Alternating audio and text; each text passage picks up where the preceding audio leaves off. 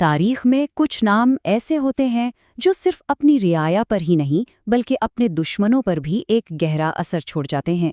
آج ہم شیر شاہ سوری کی کہانی میں چلیں گے، ایک ایسا کمال کا حکمران جس کی صرف 5 سال کی حکومت نے برصغیر کی تقدیر ہی بدل کر رکھ دی۔ اور کمال کی بات تو یہ ہے کہ یہ خطاب استاد بادشاہ یعنی بادشاہوں کا استاد کسی دوست یا مداح نے نہیں دیا تھا، نہیں، یہ خطاب اس کے سب سے بڑے دشمن مغل شہنشاہ ہمایوں نے دیا تھا، وہی ہمایوں جسے شیر شاہ نے شکست دے کر ہندوستان سے بھاگنے پر مجبور کر دیا تھا۔ سوچیں ذرا، اس کی قابلیت کا اس سے بڑا ثبوت اور کیا ہو سکتا ہے کہ اس کا سب سے بڑا مخالف بھی اسے اپنا استاد ماننے پر مجبور ہو گیا۔ اچھا، شیر شاہ کا اثر کتنا گہرا تھا؟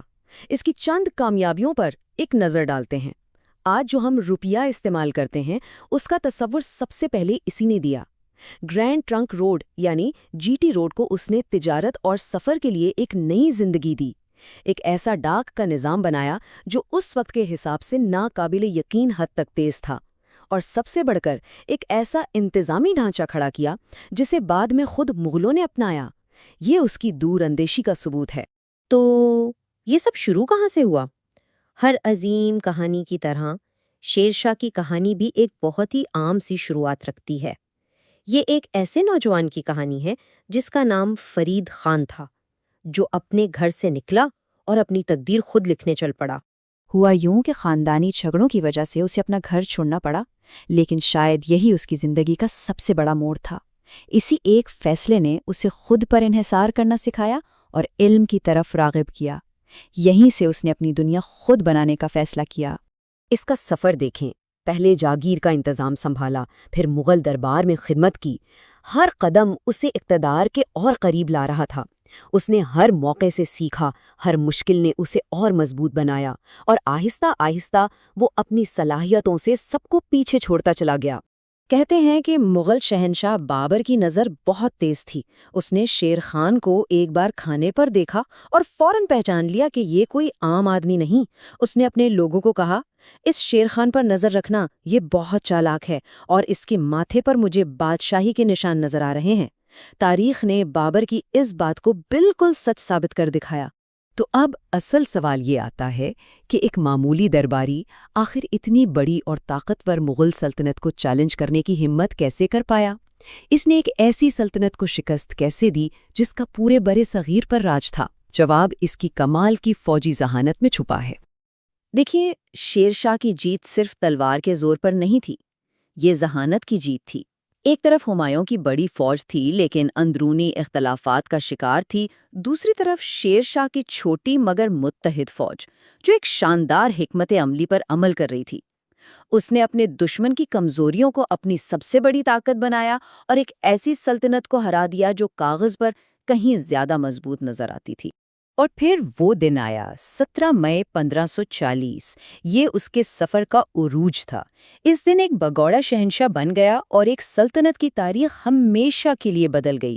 دلی کے تخت پر بیٹھ کر اس نے سور سلطنت کی بنیاد رکھی۔ اس کا دور حکومت، جیسا کہ میں نے کہا، بہت مختصر تھا، صرف 5 سال، لیکن ان 5 سالوں میں اس نے وہ کام کر دکھائے جو دوسرے بادشاہ شاید پوری زندگی میں نہ کر پاتے۔ یہ 5 سال برے صغیر کی تاریخ میں ایک انقلاب سے کم نہیں تھے۔ مثال کے طور پر اس کی کرنسی اصلاحات کو ہی لے لیں۔ اس نے 178 گرین کا ایک معیاری چاندی کا سکہ متعارف کرایا جس سے روپیہ کا نام دیا۔ اس ایک قدم نے نہ صرف معیشت کو استحکام بخشا بلکہ جدید کرنسی کی بنیاد بھی رکھی۔ یہ وہی روپیہ ہے جو آج بھی جنوبی ایشیا کے مالیاتی نظام کی پہچان ہے۔ اس نے اپنی وسیع سلطنت کو ایک مشین کی طرح منظم کیا، مرکز، پھر صوبے، پھر ضلع اور پھر گاؤں کی سطح تک ایک ایسا واضح انتظامی ڈھانچہ بنایا جس سے ٹیکس وصولی اور حکمرانی بہت آسان ہو گئی۔ یہ نظام اتنا کامیاب تھا کہ بعد میں مغلوں نے بھی اسے ہو بہو اپنا لیا۔ اس کی اصلاحات کا مقصد صرف سلطنت چلانا نہیں تھا بلکہ ایک ایسا معاشرہ بنانا تھا جہاں ہر کوئی ترقی کر سکے۔ اس نے غیر ضروری ٹیکس ختم کیے، سڑکیں بنوائیں اور قانون کی حکمرانی ایسی قائم کی کہ کہتے ہیں تاجر رات کو بھی بے خوف سفر کرتے تھے۔ اس نے عام آدمی اور تاجر دونوں کی زندگی آسان بنا دی۔ لیکن ہر عظیم کہانی کا ایک اختتام بھی ہوتا ہے۔ شیر شاہ کی کہانی کا اختتام اتنا ہی اچانک اور غیر متوقع تھا جتنا کہ اس کا عروج ڈرامائی تھا۔ کلنجر قلعے کے محاصرے کے دوران بارود کا ایک حادثاتی دھماکہ اس کی جان لے گیا، اور بس یوں ہی اچانک تاریخ کا ایک بہت اہم باب بند ہو گیا۔ ایک ایسی حکمرانی جو برِ صغیر کی تقدیر بدل سکتی تھی، اپنے عروج پر ہی ختم ہو گئی۔ اور یہی اس کی سب سے بڑی میراث ہے۔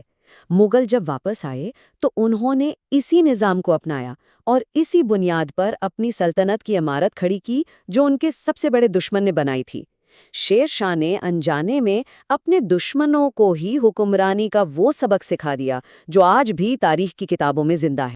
آخر میں بس ایک سوال رہ جاتا ہے، ذرا سوچیں، اگر اس بادشاہوں کے استاد کی حکمرانی اتنی جلدی ختم نہ ہوتی تو کیا ہوتا؟ کیا وہ ایک ایسی سلطنت بنا پاتا جو مغلوں سے بھی زیادہ عظیم ہوتی؟ کیا برِ صغیر کی تاریخ کا رخ کچھ اور ہوتا؟ ان سوالوں کا جواب تو شاید ہمیں کبھی نہیں ملے گا، لیکن یہی سوال ہمیں شیر شاہ سوری کی عظیم میراث کی ہمیشہ یاد دلاتے رہیں گے۔